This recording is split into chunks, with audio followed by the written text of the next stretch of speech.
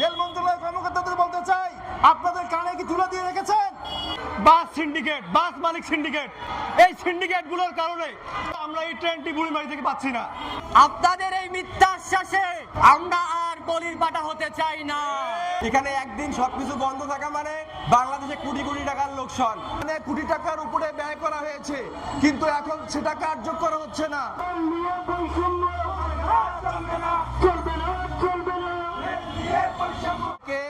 তারা আশ্বাস দিয়ে বুড়িমারিতে বিভিন্ন অবকাঠামো কিন্তু তৈরিও করেছে, সেখানে কোটি টাকার উপরে ব্যয় করা হয়েছে, কিন্তু এখন সেটা কার্যকর হচ্ছে না।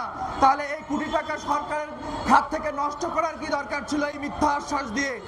আমরা চাই অবিলম্বে এই বুড়িমারি এক্সপ্রেস চালু করতে হবে, না হলে এই লালমনিরহাটবাসী, লালমনিরহাট 5 উপজেলাবাসী কঠোর থেকে কঠোর আন্দোলনে যাবে। সকলেই জানেন বুড়িমারি স্থলবন্দর বাংলাদেশের জন্য একটা কতটা গুরুত্বপূর্ণ জায়গা। এখানে একদিন সবকিছু বন্ধ থাকা মানে বাংলাদেশে কোটি কোটি টাকার লোকসান। আমরা রেলপথ মন্ত্রণালয়ের ঊর্ধ্বতন কর্মকর্তা স্বয়ং সরাসরি রেল উপদেষ্টা মহোদয়কে আমরা অনুরোধ করব যে আন্তনগর বুড়িমারি এক্সপ্রেস ট্রেন সরাসরি বুড়িমারি থেকে ঢাকায় চালু করে আমরা যারা ঢাকায় অবস্থানরত শিক্ষার্থী আছি আমাদের যাতায়াতের পথকে সুগম করুন।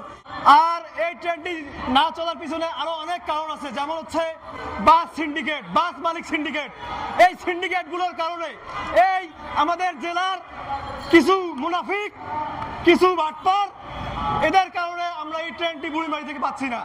আমরা চাই এইসব সিন্ডিকেট অতি দ্রুত ভেঙে যাবে, গুড়িয়ে যাবে এবং ট্রেন বুড়িমারি থেকে ঢাকা অবধি চলবে। রেল মন্ত্রণালয়ের কর্মকর্তাদের বলতে চাই, আপনাদের কানে কি তুলে দিয়ে রেখেছেন? আমরা যখন ট্রেনটা আদায় করে নিতে পেরেছি, আমরা বুড়িমারি পর্যন্ত নিয়ে যাব। আন্দোলন যত করার আগে আমরা করবো ইনশাআল্লাহ। পুরো 100 কিলোমিটারের মানুষ সেই অবহেলিত হয়ে রয়ে গেছে। অনেক শিক্ষার্থী ঢাকায় পড়াশোনা করে, আমাদের যাওয়া আসার অনেক সমস্যা। সে 500 কিলোমিটার রাস্তায় সড়ক পথে অনেক সময় লাগে। আমাদের বাম্মারা, আমাদের ভাই বোনেরা এলাকায় আন্দোলন করবে, রাস্তায় বসে আর আমরা ঢাকায় বসে থাকতে পারি না। আপনাদের এই মিথ্যা আশ্বাসে আমরা আর বলির পাটা হতে চাই না। আমরা আর আপনাদের মিথ্যা আশ্বাসে ঘরে বসে থাকতে পারি না। আপনাদের মাধ্যমে পুরো বাংলাদেশ ব্যাপী এই আজকের দাবি আন্দোলন সৃষ্টি করবে সে আশা রাখছি।